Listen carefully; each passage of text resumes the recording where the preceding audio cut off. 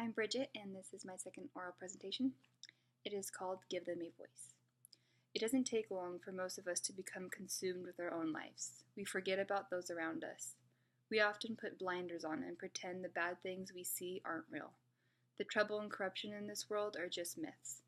We are all guilty at one point in time of this. To ease this thought, we often say to ourselves, I have enough to worry about. Or how is this my problem? It became our problem when we started disrupting the balance of things. Animals and their habitats deserve to be saved. They deserve to be given a voice to help win this fight.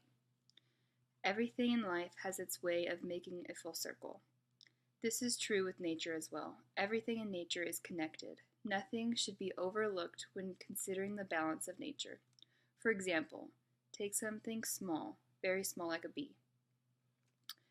At first, the bee can be overlooked and seen as not being important to us and certainly not to animals.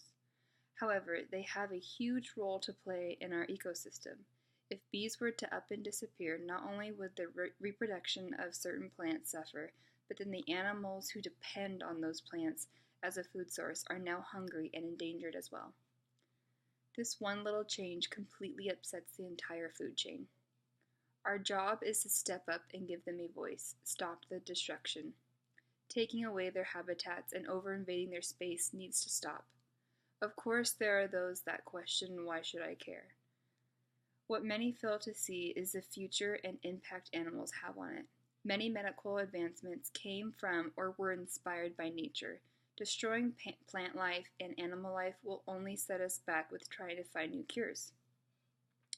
And lastly, we don't have the right to take away animals from future generations who have yet to discover animal life. In all, I believe we have no choice but to step up and clean up the mess we have made. The blinders need to come off, and our hands need to start fixing instead of destroying.